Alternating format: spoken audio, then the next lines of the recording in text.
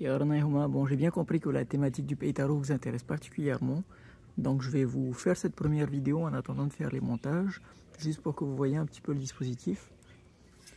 Arrosage automatique, ça part par là et après il y a des becs tout au long du Peitaro. Ça, c'est les plants de taro que j'ai achetés à Papara avec une copine de ma maman. Ça, c'est les fibres de bananier que j'ai utilisées pour mettre sous la terre pour rendre la terre plus étanche. Et donc voilà, donc au total, la parcelle fait à peu près 15 mètres de long et ça représente 78 plants de taro. Donc on les voit, il y en a qui sont encore un peu faiblards, c'est parce que c'est les derniers à avoir été plantés, mais petit à petit ils sont en train de tous se redresser. Ceux-là, il y a un jour, ils étaient encore à terre. Et donc du coup voilà, j'ai le réseau d'arrosage. Donc en fait j'ai tatara toute la terre pour retirer tout ce qu'il y avait comme plante avant, des orties, des palmiers. C'était la partie la plus fastidieuse, la plus dure, la plus compliquée. J'ai tout enlevé, j'ai replanté ailleurs.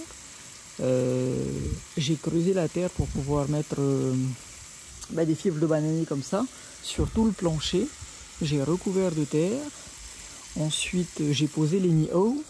Après j'ai fait les trous, des trous suffisamment gros parce qu'en fait la taille du trou ça va déterminer la taille du futur taro. Si tu fais un gros trou, tu pourras espérer avoir un grand taro. Si tu fais un tout petit trou, tu auras du mal à avoir un gros taro. Malheureusement, j'avais pas l'outil qu'ils utilisaient à Rurutu, mais j'ai utilisé un bois que j'avais ici, quoi.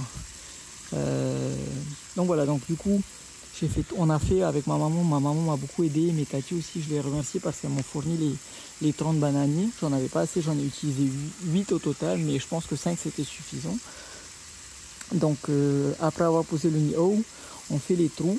J'ai mis du compost dans chacun des trous. Et après on a planté les taros avec ma maman et ensuite recouvert de terre. Et après on a de la chance parce que comme il pleut à fond en ce moment, c'est parfait pour hydrater.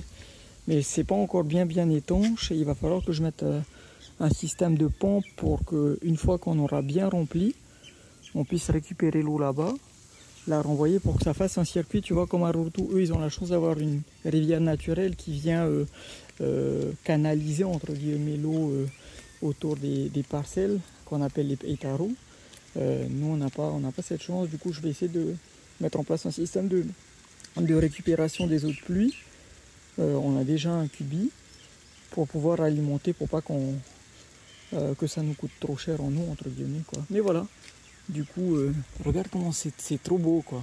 C'est magnifique. J'ai filmé en vidéo toutes les étapes, donc je vous montrerai. Mais comme ça va prendre un peu de temps et que je vois qu'il y a beaucoup d'impatience, du coup, et beaucoup de hâte aussi pour voir comment on fait. Du coup, je vais faire ça bien, sûrement 2 ou 3 vidéos thématiques pour pouvoir montrer chacune des étapes, dont l'apprentissage à Rurutu avec Toti. Merci à Toti qui m'avait montré comment fonctionnent les Peitaro, comment on plante les taros là-bas.